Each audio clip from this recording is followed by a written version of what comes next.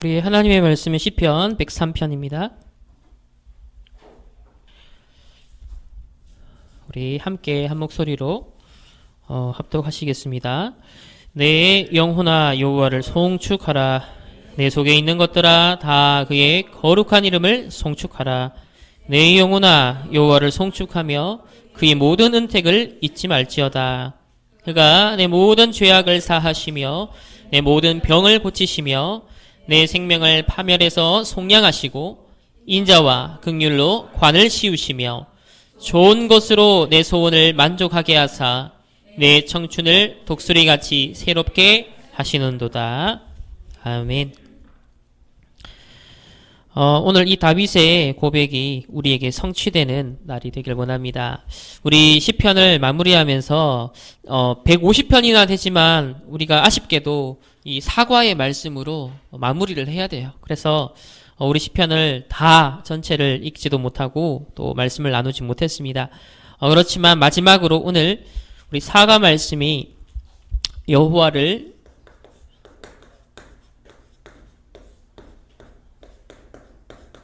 송축하라 라는 말씀을 우리에게 주십니다.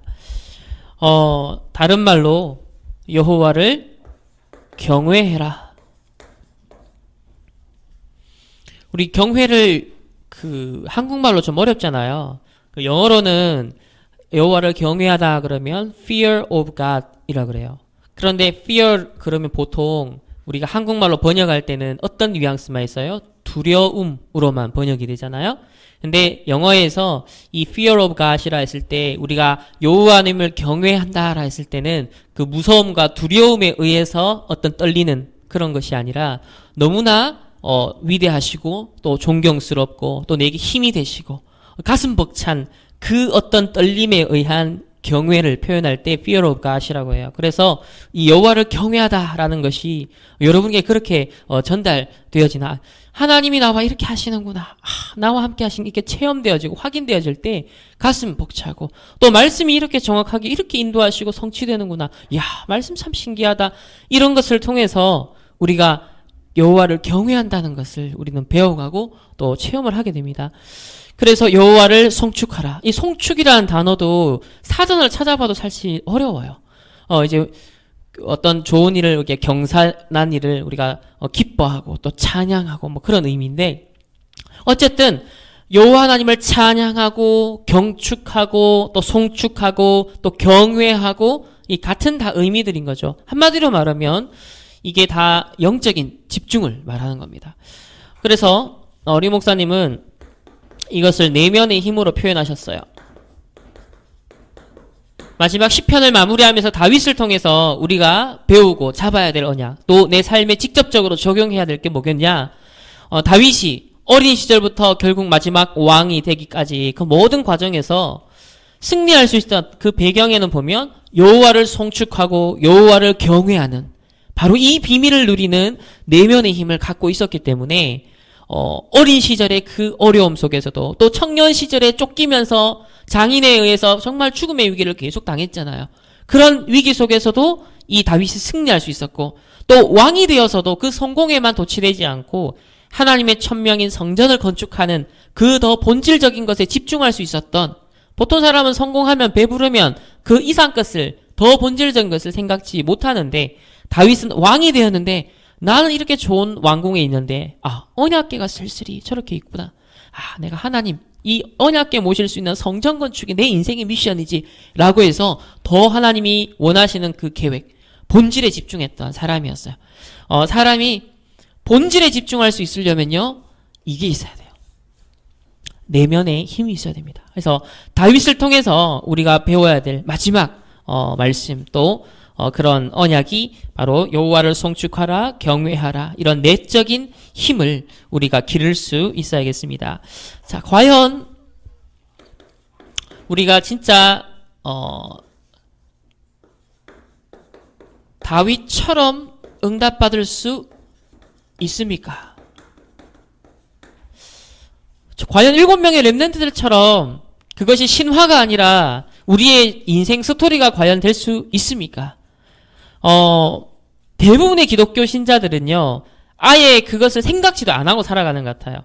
그냥 성경은 성경이고 그냥 주일날 가서 하나님 말씀 듣고 또 내 삶에 돌아오면 그냥 내 삶이고 세상이고 전혀 말씀을 적용해서 그 말씀과 세상이 통일된다라는 것에 대한 어떤 몸부림을 사실 보기가 드물죠.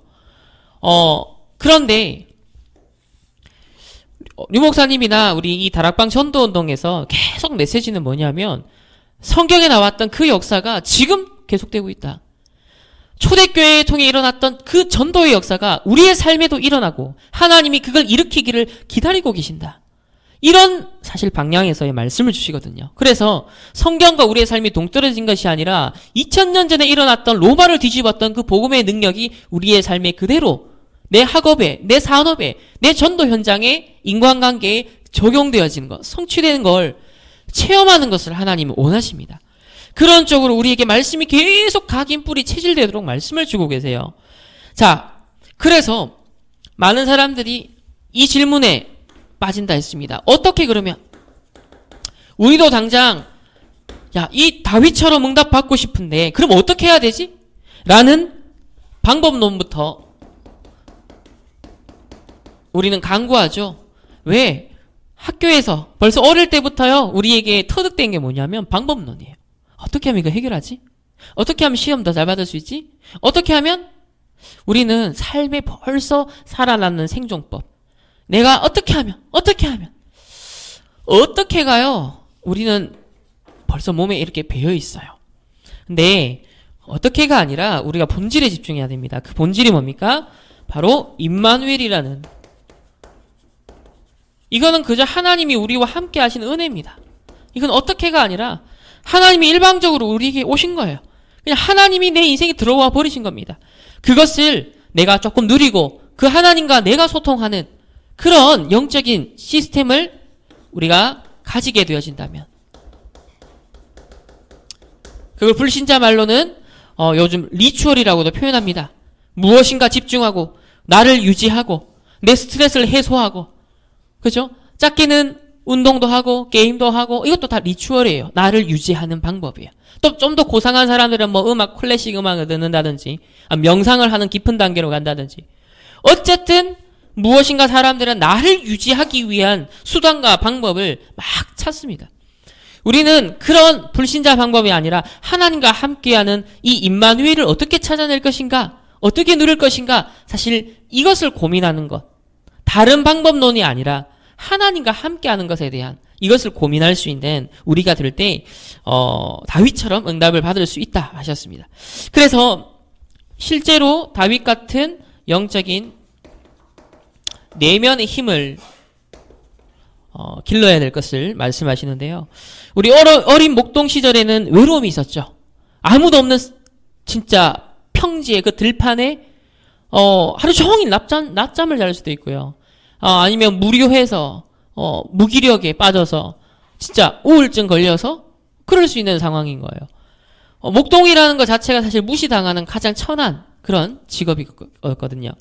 그래서 다윗은 그때 시편을 쓰고 찬양하고 또 양 한 마리 잃어버리지 않는 내게 맡겨진 일에 최선을 다했습니다. 그런 내면의 힘이 있었어요. 우리가 내면에 있으면, 힘이 없으면 내게 주어진 작은 일도 하기 싫어집니다. 귀찮아지고요. 의미가 발견 안 되고요. 못합니다. 그리고 또 다윗이 청소년 시기 때는 어땠습니까? 골리앗이라는 위기를 만나서 국가적 위기를 해결하죠. 만약에 그 청소년 어마어마한 골리앗 앞에 이 내면의 힘이 없으면요, 갈 수 있겠습니까? 두려워서 절대 못 가죠. 두려워가지고 발표 시간에 손도 한번 못 드는 게 우리의 지금 그런 상태인데, 다윗이 골리앗 앞에, 소리치는 골리앗 앞에 가서 단번에 그냥 쓰러뜨리고 돌아와요. 그리고 성공 뒤에 또 어떤 일이 있습니까? 도망다닙니다. 이 사울왕의 시기 질투, 완전 죽이려고 악을 씁니다. 그런 속에 벌써 자살 더 했을 거예요. 아니면 사울왕을 죽일 기회가 있었으면 벌써 죽였죠. 근데 그 기회를 죽이지 않았습니다. 오히려 사울왕을 살려줬어요. 그 말은 내면의 힘이 다윗에게는 있었다는 거예요. 얼마나 자기를 골치 아프게 하고, 얼마나 답답하게 하고, 얼마나 자기 인생에 득이 안 된다, 정말 자기 인생에 손해다 라는 생각을 얼마나 쫓겨다니면서 다윗이 했을까요?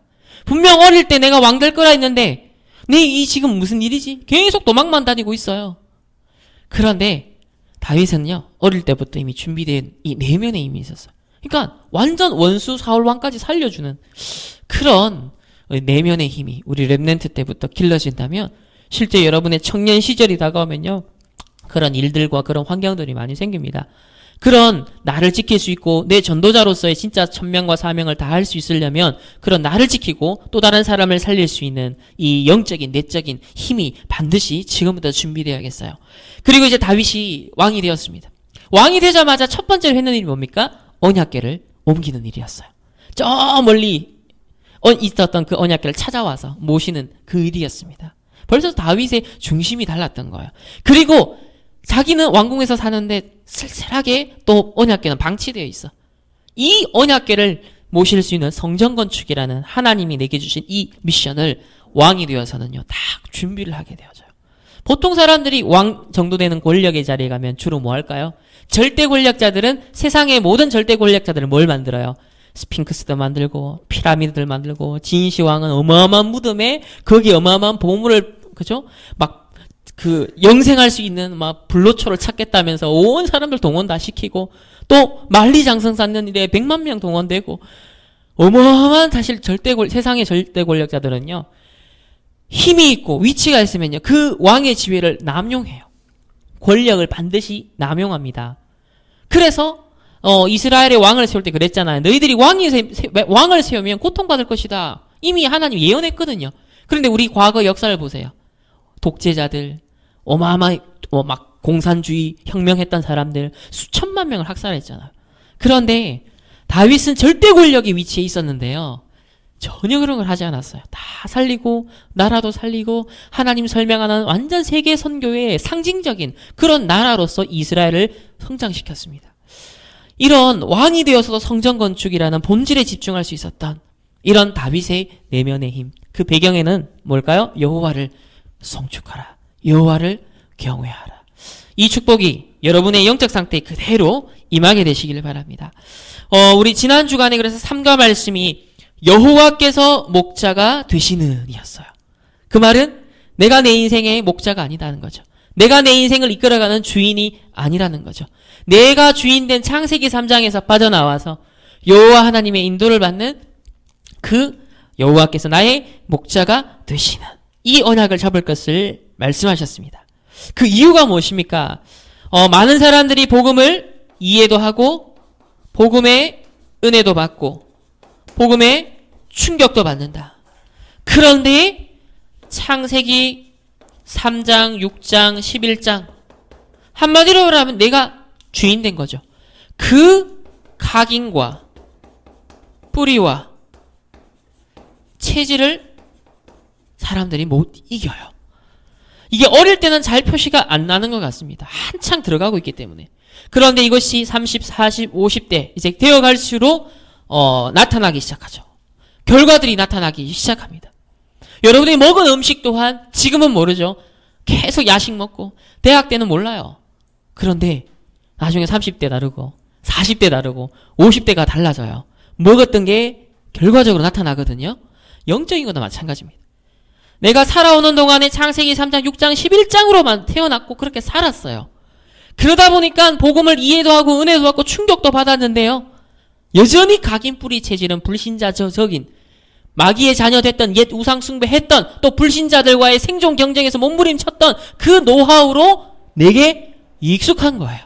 그래서 무슨 일이 있으면 먼저 불신자 조언 구하고 불신자 경험담 듣고만 선택하고 판단해버려요. 말씀에 귀 기울여야 되고 또 주의 종을 찾아와서 상담을 하든지 조언을 구하든지 기도 부탁을 하셔야 돼요. 그런데 전혀 그런 거 없어요. 사실 대학교 여러분들요 지원을 할 때도요, 예를 들면 목사님이 대학에 대한 정보를 아무도 몰라. 그런데 찾아오셔야 돼요. 이런 대학이 있고 이런 대학에 지원하려고 합니다. 기도해 주세요. 그런데 어떻게 하는지 아세요? 내가 다 알아본 뒤에 지원하고 기도해 주세요. 그 말은 내가 내 중심을 갖고 한 다음에 이루어달라라는, 사실 순서가 되게 바뀌었어요. 원래대로라면요, 모든 하나하나까지 여러분들이 결혼 상대자 하나하나 전부 다 사실 주의 종과 의논하고 또 포럼하고 그 속에서 하나님 주신 음성을 듣고 이렇게 하셔야 됩니다. 예를 들면 사업 아이템이 있다. 마찬가지예요. 목사님이 세상에 대해서 사업에 대해서 잘 모를 수 있어요. 그런데 하나님이 그분을 통해서 내게 역사하시기 때문에 하나님의 음성에 귀 기울일 때 그걸 완벽한 인도를 받을 수 있거든요. 그런데 아무도 그렇게 안 해요. 뭐냐? 그냥 각인 뿌리 체질대로 살아가요. 그리고 아무도 이걸 안 알려줘요. 그러니까 그렇게 사는 게 당연한 줄 알아요. 그렇지 않습니다. 성경에 보면 제사장들에게 다 찾아와서 뭐예요? 판결권이 있기 때문에, 판단권이 있기 때문에 다 찾아와서 물어봐요. 그죠? 모든 매사의 인생의 중요한 결정들 앞에 찾아와서 묻습니다. 그러니까 성경에도 보면 이스라엘이 왜 실패해요? 묻지 아니하였더라. 참고하시기 바랍니다. 그래서 사단이 심어놓은 것이다 표현을 하셨죠. 사탄이 심어놓은 것이다. 여러분 그 컴퓨터를 오래 쓰다 보면 버벅대기 시작해요. 뭐예요? 어느 순간 여러분들이 예를 들면 막 쇼핑 뭘 많이 갔다 오고 또 뭐 다운받는 사이트 많이 왔다 갔다 하면 뭐가 자동으로 깔려요? 악성 코드가 나도 모르는 사이에 쑥 깔려 있어요. 그때부터 컴퓨터는 어떻게 돼요? 버벅대기 시작합니다. 악성 코드에 의해서 바이러스가 이래저래 왔다 갔다 또 내 개인 정보도 유출되고요. 마치 창세기 3장, 6장, 11장이 그거와 같습니다. 컴퓨터에 심긴 악성 코드 같아서 때가 되면은 중요한 정보 다 빼내가고요. 다 털려요. 그러면서 결국 어떻게 돼요? 그 컴퓨터가 마비가 됩니다. 그리고 싹 지우고 포맷을 해야 컴퓨터가 제 기능을 할 수 있어요. 제가 딱 그걸 보면서 창세기 3장, 6장, 11장 각인 뿌리 체질된 우리의 인생이 이럴 수 있겠다. 똑같다라는 생각이 들었습니다. 그래서 그나마 불신자와 신자 차이점이 있어요. 하나님이 이걸 치유하시고 재창조하기 위해서 문제도 어려움도 사건도 허락하시는데 막을 칠 수 있는데 하나님은 허락하세요. 왜? 불신자는 그것 때문에 결국은 망합니다. 그러나 신자에 대한 하나님의 계획은 달라요. 바로 갱신하는 겁니다. 개혁하는 거죠. 원래 폼을 찾는 거예요. 그리고 재창조를 하는 겁니다. 내가 새롭게 조립이 되는 거예요. 원래 세상 것에 의해서 조립이 다 되어 있거든요. 근데 내 구조개혁을 하는 거죠. 우리나라도 경제적으로 그때 IMF 때 구조개혁을 했어요. 썩었던 부분들을 도려내는 거예요. 마찬가지로 우리의 인생에 대한 구조개혁이 필요하거든요. 하나님의 어마어마한 축복 천년의 응답을 답을 그 그릇 준비를 하나님은 반드시 시킵니다. 왜? 우리는 소중한 사람. 이 시대에 미션을 수행할 너무나 중요한 또 에티오피아, 아프리카, 모슬렘, 유대인, 3단체 전 세계 복음화할 이 1000명을 두고 여러분이 부름받았기 때문에 어쩔 수가 없어요. 더 이상 빠져나갈 수 없습니다. 빨리 항복하시고 하나님 앞에 여호와를 경외합니다. 여호와를 송축합니다. 이 비밀이 우리에게 빨리 뿌리 내릴수록 유익하다는 사실. 그래서 다음 달 잠언의 말씀이 그릇 준비에 대한 말씀이었어요. 그래서 우리 11월 한 달 동안은 실제로 우리가 놓쳐버린 갱신해야 될 많은 회복해야 될 그런 그릇들을요 안팎에서 찾아내는 그런 말씀의 인도를 우리가 받아야겠습니다. 그래서 리 목사님 뭐라고 그랬냐면요. 자, 1세대는 어떤 면에선 우리 지난주 목사님께서도 문제와 사건을 통해서라도 깨닫게 하신다. 갱신시키신다. 근데 렘넌트가 그러면 안 된다. 렘넌트는 뭐예요? 말씀을 통해서 미리 깨달아라. 왜? 만약에 조금 인생이 쌓여가다 또 무너지고 쌓여가다 또 무너지면 어떻게 돼? 결국 세계보고만 못하는 거예요. 내 인생 하나 그냥 건져가지고 겨우 연명할 수밖에 없는 거예요. 조그마한 헌신을 할 수 있겠죠. 그러나 큰 헌신과 세계복음을 놓고 진짜 어마어마한 발판을 놓는다라는 건 꿈같은 얘기가 되는 거죠. 그래서 쌓다가 무너지는 인생이 아니라 반석 위에, 그죠? 모래 위에 지어지면 어떻게 돼요? 무게가 쌓이면서 중량이 쌓이면 또 무너지는 겁니다. 불신자적인 세계관과 가치관 위에 뭔가 쌓았어요? 또 무너지는 거예요. 그래서 말씀 성령의 인도를 철저하게 받아라는 말이 불신자적인 세계관 위에 인도받지 말라는 거예요. 하나님 자녀만 인도받을 수 있는 세계관, 가치관, 그것을 발판 삼아서 쌓아라는 겁니다. 무너지지 않는 반석과 같은. 그래서 말씀의 인도를 우리 통해서 우리 렘넌트들은 미리 깨닫고 인도를 받아야겠습니다. 자, 그렇다면 오늘 시편을 마무리하면서 마지막 말씀입니다. 첫 번째로 우리에게 주시는 말씀이 구원을 송축하라. 구원을 송축하라. 우리 1절, 2절을 한번 보시면 뭐라고 나오죠? 내 영혼아 여호와를 송축하라. 내 속에 있는 것들아 다 그의 거룩한 이름을 송축하라. 또 2절에도 내 영혼아 여호와를 송축하며 이렇게 나옵니다.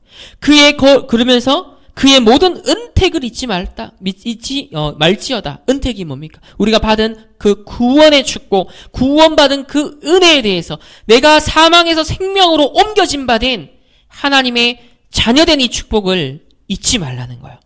어느 정도로 내 영혼아, 내 영혼에게 명령하고 있습니다. 여러분 이거 굉장히 중요한 기도예요. 저도요 이거 정말 많이 은혜를 받았던, 그래서 많이 적용했던 거예요. 내 속에 있는 모든 것들아.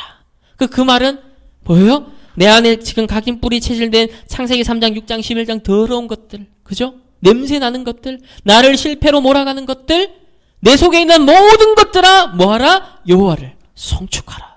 끝나는 겁니다. 예수는 그리스도 모든 문제 끝났다는 것이 그때 비로소 적용되기 시작하는 거예요. 우리가 하나님 바라본다는 개념이 뭐예요? 그냥 뭐 하늘 쳐다보고 있는 겁니까? 뭐 주일날 그냥 이 자리에 앉아 있는 겁니까? 아니잖아요. 우리의 생각과 마음이 이 자리에 앉아 있어도 딴 곳에 가 있다. 송축하는 게 아니죠. 경외하는 게 아닙니다. 그런데 오늘 뭐라 그래요? 내 영혼아. 여러분의 이름을 불러서 내 영혼아. 그리고 누구누구 있는 것 속에 있는 모든 것들아 여호와를 송축해라. 얼마나 사실적인지 몰라요. 나의 각인 뿌리 체질, 실패할 수밖에 없는 그 흑암의 것들을요 뭐라고 선포하세요? 빛 대신 여호와 바라봐라. 끝나는 겁니다. 그러면서 두 번째로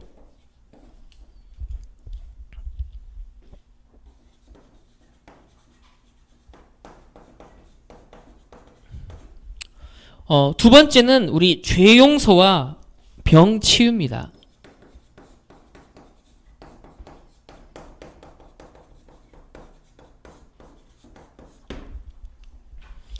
우리 3절에 보면 그가 내 모든 죄악을 사하시며 내 모든 병을 고치시며 라고 말씀합니다. 여러분 죄가 뭐예요? 나쁜 짓 하는 겁니까? 그것도 죄입니다. 또 사법적으로 우리가 일반 세상에서도 죄를 지었다, 법을 어겼을 때 그를 죄 지었다 해요. 그런데 이 죄라는 용어는 원래 성경에서 나온 용어잖아요. 성경에서 말한 용어예요. 이 죄라는 말의 원뜻은 관역에서 벗어났다는 뜻이에요.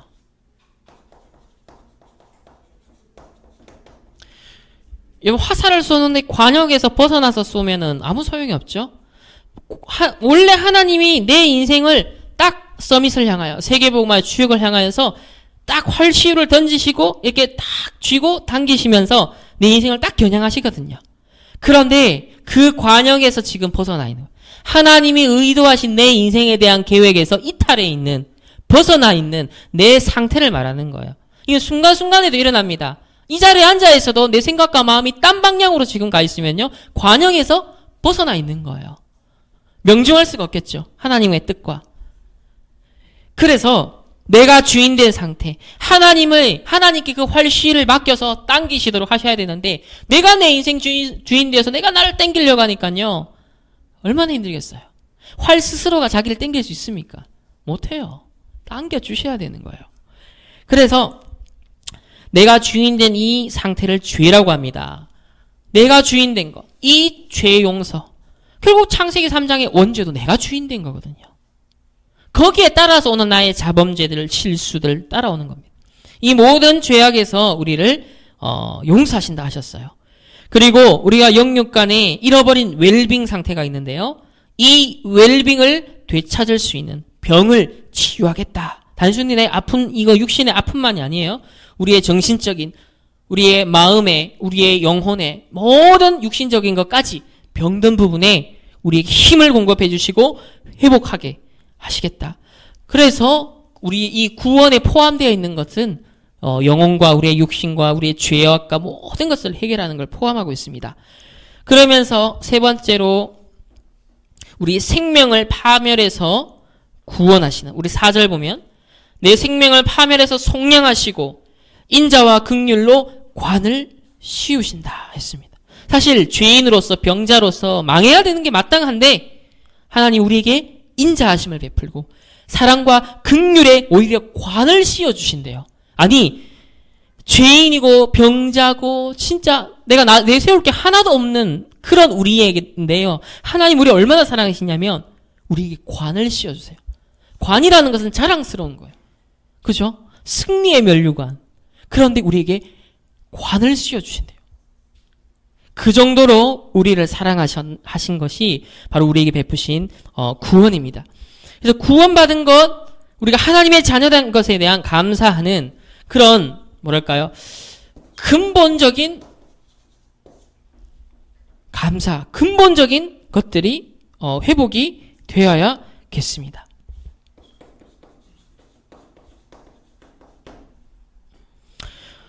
사실 모든 문제는 언제부터 시작됩니까? 구원받은 그 은혜를 잊는 순간부터 모든 문제가 시작이 되어집니다. 그렇기 때문에 해결된 문제인데 잡히고요. 해방된 것에 또 노예되고 포로되고 속국되어져요. 이런 억울한 일을 우리는 되풀이해서 안 되겠어요. 그래서 먼저 구원받은 것을 송축하라 말씀하십니다. 두 번째로 은혜를 송축하라 하십니다. 이거 어떤 면에서 우리의 과거라면 은혜를 송축한다는 것은 우리 현재, 지금 인도하시는 우리의 현재를 말합니다. 첫 번째로 우리 5절에 보면 좋은 것으로 내 소원을 만족하게 하사 내 청춘을 독수리같이 새롭게 하신다 했어요. 이런저런 문제가 주시는 것 같은데, 생기는 것 같은데 뭐예요? 좋은 것으로 우리를 만족해 하신다 했습니다. 그리고 독수리같이 우리를 새롭게 힘을 잃은 우리에게 하나님 힘을 다시 공급해 주셔서 우리를 새롭게 하신다라는 회복의 이 축복은 우리의 현실에서 날마다 누리셔야 돼요. 우리에게 좋은 것처럼 보이지 않는 것들이 더 많죠. 그래서 이 속에도 하나님의 선하신 계획이 있음을 우리는 절대 주권을 인정하면서 믿을 때 하나님께 독수리치며 날개치는 독수리같이 날개치며 올라갈 수 있는 그런 영적인 새 힘을 얻고 우리가 새롭게 되어지는 회복의 역사를 우리에게 허락하십니다. 두 번째로 6절에 여호와께서 공의로운 일을 행하시며 억압당하는 모든 자를 위하여 심판하신다 라고 하십니다. 우리의 삶에 살아가는 과정의 일상에서 이런저런 일, 사건, 문제가 발생할 때 사실 우리가 억울할 때 있어요.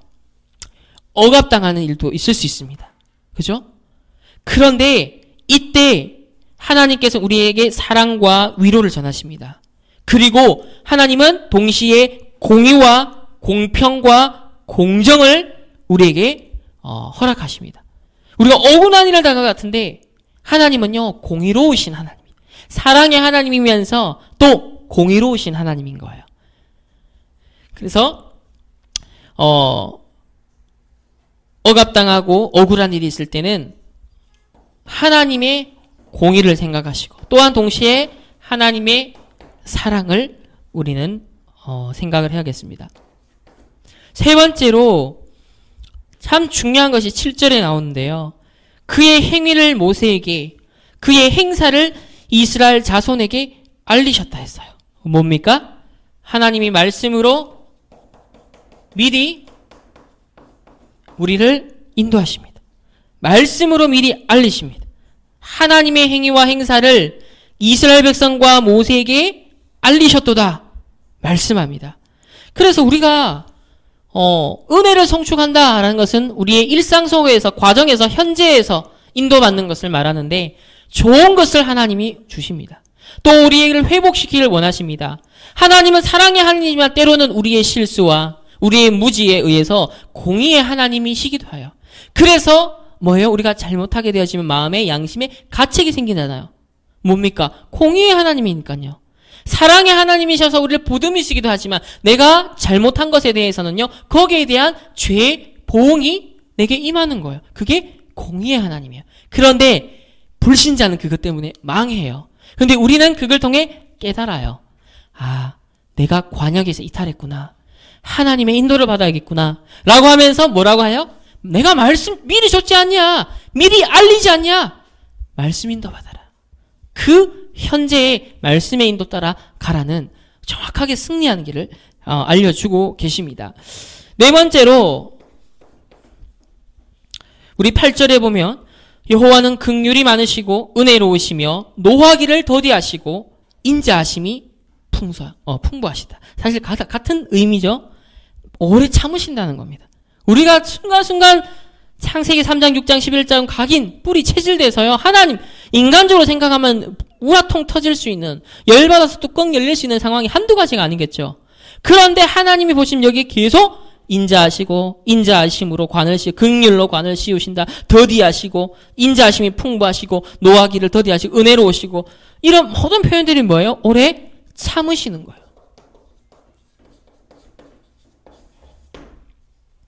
그래서 하나님이 이 참으시니까 지금 이 정도인 거예요. 이런 참으시는 동안에 우리가 조금만 지혜롭게 말씀에 미리 집중하고 미리 인도받고 말씀을 통해 미리 깨닫는 집중이 있다면요. 진짜 세계복음화의 주역의 응답. 렘넌트 7명과 같은 인생의 삶을 살 수 있어요. 근데 미련하게 반대로 자꾸 가요. 하나님이 참으시는 끝까지 안 보자. 계속 언제까지 참으시는지. 우리는 자꾸 이런 게 이게 체질돼 있거든요. 하나님이 이제 계속 오래 참으시거든요. 근데 오래 참으시는 동안 내가 계속 그래가면 시간이 벌써 수십 년 흘러가 버릴 수도 있어요. 그러면 얼마나 억울합니까? 그러다가 마지막 막판 한번 버럭하는 순간 인생이 초토화될 수도 있어요. 그러니까 그렇게 되면 얼마나 이중 삼중으로 이게 고난이고 손해지 않습니까? 그러니까 이 오래 참으시는 게 어떻게 보면 안 좋은 것도 있어요. 빨리 빡 신호를 줘야 내가 이래 됐는데 오래 참아버리니까. 근데 이 말씀을 통해서 주의 종들을 통해서 여러분이 또 말씀 묵상 기도를 통해서 하나의 음성을 들려주시거든요. 세미한 하나님의 음성, 그 양심에 귀 기울이시면 창세기 3장을 극복할 수 있는 모든 답들을 하나님 주십니다. 그래서 11절에 보면 어느 정도입니까? 하늘이 땅에서 높음같이 그를 경외하는 자에게 그의 인자하심이 크다라고 했어요. 동이 서에서 먼 것 같이 죄가를 멀리 옮기셨다 했어요. 아버지가 자식을 긍휼히 여김같이 여호와를 경외하는 자를 긍휼히 여긴다 하셨습니다. 우리는요, 하나님 이렇게 안 하시면 큰일 날 사람들이에요. 죄가를 멀리 안 옮기면 어떻게 될까요? 아버지가 자식을 긍휼히 여기는 것처럼 하지 않고, 그죠? 사회에서 직장 상사가 밑에 사람에게 하듯이 만약에 그렇게 하나님 우리에게 하신다면 어떻게 될까요? 큰일 납니다. 그래서 우리 하늘이 땅에서 높음같이 여호와를 경외하는 자, 집중하는 자에게 우리에게 그런 은혜를 주실 것을 말씀하고 있습니다. 세 번째로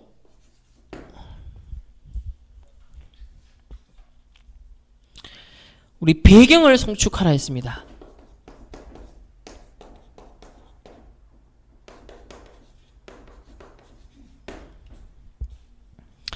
19절에 보면 여호와께서 그의 보좌를 하늘에 세우시고, 자, 하늘이 나오죠.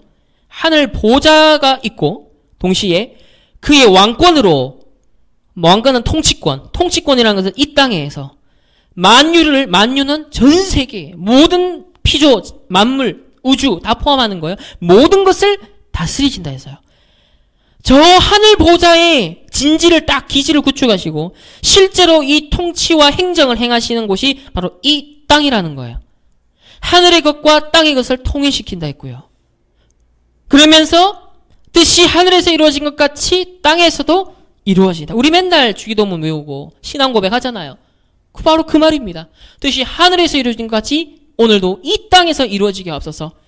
저 하늘 배경 가진 것이 오늘 내가 살아가고 있는 이 땅에, 흑암 배경 가운데 살아가고 있는 이 땅에 하나님 이루어지게 해주옵소서. 이 어마어마한 배경을 갖고 우리는 살아가간다는 것을 말씀합니다. 다윗이 이걸 누렸어요. 그래서 천국, 우리에게 딱 각인돼야 될 거, 천국 보좌, 하늘의 어마어마한 천국 보좌를 우린 갖고 있습니다. 동시에 실제로 만유, 통치, 이 세상의 모든 것을 또 다스리시는. 그러니까 저 기독교는 하늘의 것만 말하는 게 아니라 이 땅에 여러분 살아가면서 겪는 사소한 갈등부터 세상의 정치인들의 싸움까지 막 동성애 문제다, 여러 가지 사실 이 세상에 포함 이 모든 것들을요 통치하시는 그 하나님의 주권 안에 있다는 거예요. 벗어나는 거 하나 없다는 겁니다. 저 북한의 김정은도 결국 하나님의 통치 속에 잡고 계시는 거예요. 천국 보자 움직이고 또 이 만유를 통치하시는 그분이 지금 나와 함께 하신다. 기도가 그분과 소통하는 겁니다. 다윗이 이런 고백을 합니다. 두 번째로 20절에 능력이 있어 여호와의 말씀을 행하며 그의 말씀의 소리를 듣는 여호와의 천사들이여 여호와를 송축하라. 천사들. 이 천사들이 하나님의 말씀을 성취하는 심부름을 합니다. 세 번째로 또 어디 나옵니까? 21절에 보면 그에게 수종들며 그의 뜻을 행하는 모든 천군이여. 천군. 천군들. 수종들은 이 심부름을 한다는 겁니다. 또 하나님의 여호와의 뜻을 행하는 천군이여 했습니다.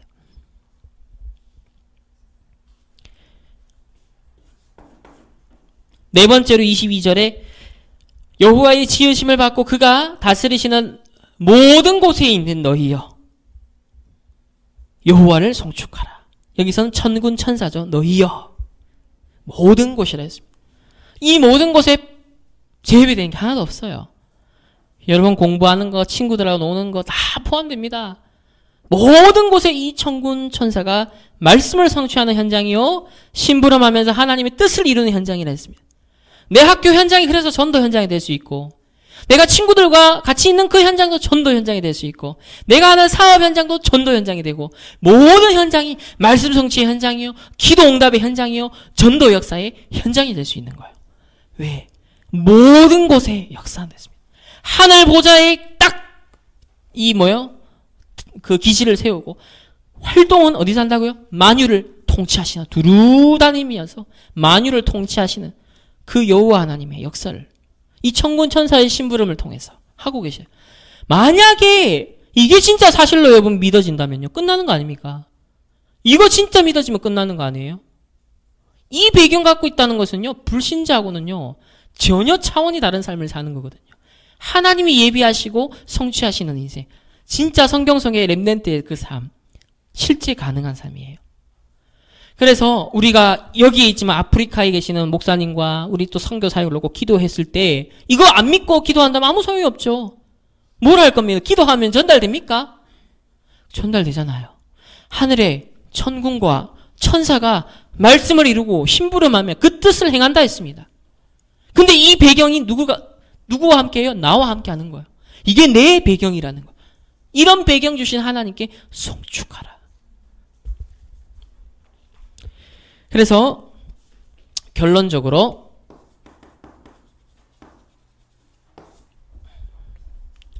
우리 내적인 힘을 누려야겠습니다.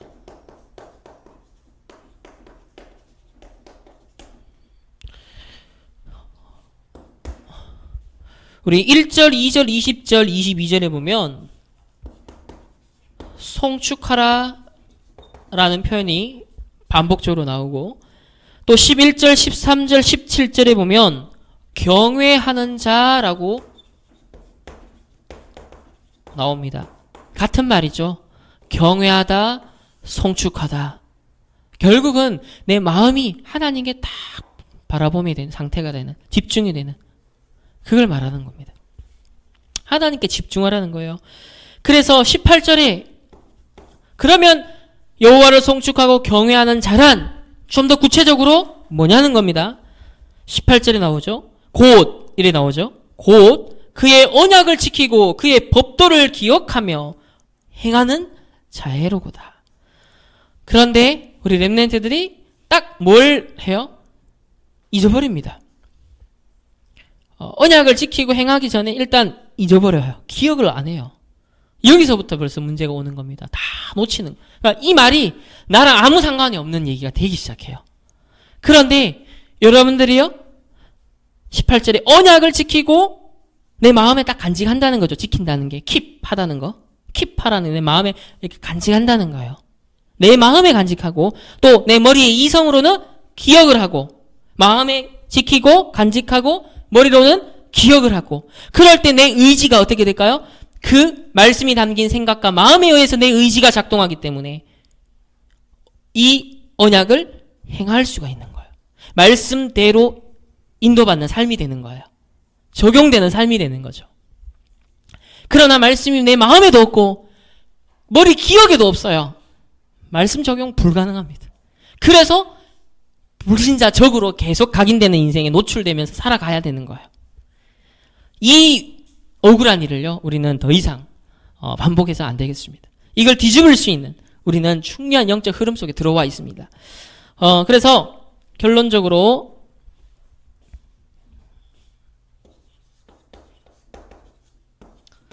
세 번째로 보면은 삼오늘입니다. 결국 우리가 여호와를 송축하고 경외하는 걸 좀 더 구체적으로 하면 오늘의 말씀, 이 말씀은 지금도 성취되고 있잖아요. 또 오늘의 기도, 여기서는 특별히 우리 과거에 있었던 걸 보면 과거에 대해서 그 속에 문제들을 전부 다 하나님이 숨겨놓으신 응답이 있다 하셨어요.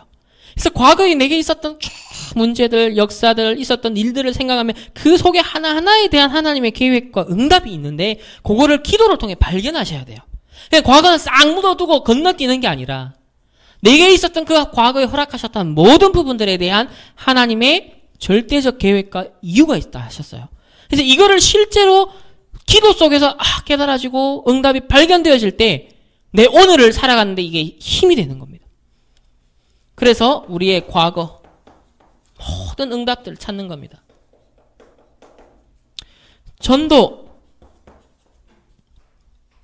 전도는요, 이렇게 되어지면 내가 지금 발딛고 살아가는 현장이 보여지고 앞으로 미래가 어떻게 될 것인가가 보여지는 겁니다. 그래서 지금도 말씀을 성취하시고 기도에 응답하시며 또 전도의 역사를 이루어 가시고 앞으로 이루어 가실 것인데 이런 오늘에 내가 조금 담비에 우리가 옷이 젖는 것처럼 조금 하는데 그게 1년, 2년, 3년 지나고 또 계속 지속하다 보면 일심, 전심, 지속. 이게 내 각인이 뒤바뀌는 순간부터 이제 여호와를 송축하고 경외하면 이 내면의 힘을 가진 다윗처럼 우리에게도 동일한 응답과 축복의 역사가 일어날 것입니다. 이 시편을 마무리하면서 정말 다윗이 회복하고 누렸던 그런 내면의 힘을 이 청소년 때부터 기르고 준비할 때 여러분 다른 대학 생활을 할 것이고 또 그것이 대학 때 준비되었을 때 다른 청년의 생활 또 사회생활 또 여러분이 앞으로 기성세대가 되었을 때 또 다른 내면의 힘을 가지고 그때그때마다 현장과 사람을 살리면서 하나님 내 인생에 향해서 관역으로 맞춰놓으신 그것을 향하여서 딱 쏘는 대로 명중하는 그런 축복된 인생이 되어질 줄 믿습니다. 특별히 이제 오늘 집중적으로 지금 에티오피아 사역이 진행됩니다. 이걸 놓고서 우리 특별 기도를 또 해주시고 돌아오시는 그 발걸음 위에도 돌아오는데 이래저래 다 하면 대구까지 오신 다 30시간 소요가 되거든요. 그러니까 육체적으로도 굉장히 그 피곤하고 한계가 올 수밖에 없는 사실 젊은 사람이 가도 그 보통 견디기 어렵습니다. 영육간에 건강 잃지 않고 하나님의 이 계획하셨던 모든 것들 심부름할 수 있는 그런 선교 사역이 되실 수 있도록 더 기도를 부탁드리겠습니다. 하나님 감사합니다. 우리 시편을 마무리하면서 다윗이 여호와를 송축하고 경외한 영적 내면의 이 힘에 대해서 함께 말씀을 나누었습니다. 이 응답이 곧 나의 응답 되게 하사 정말 다윗이 받은 그 응답이 우리의 인생이 되게 하여 주옵소서. 하나님 특별히 계속되는 에티오피아 선교 현장을 두고 기도하면서 하나님의 절대 계획이 이루어지고 또 절대 제자가 세워지는 절대 문이 열려지는 그런 귀한 발걸음 되게 하시고 돌아오는 발걸음까지도 영육간에 지키시고 하늘의 천군 천사 동원하셔서 하나님의 온전한 뜻과 계획과 말씀이 이루어지는 그런 귀한 선교 사역 되게 하여 주옵소서. 감사드리며 살아계신 예수 그리스도의 이름으로 기도드렸습니다. 아멘.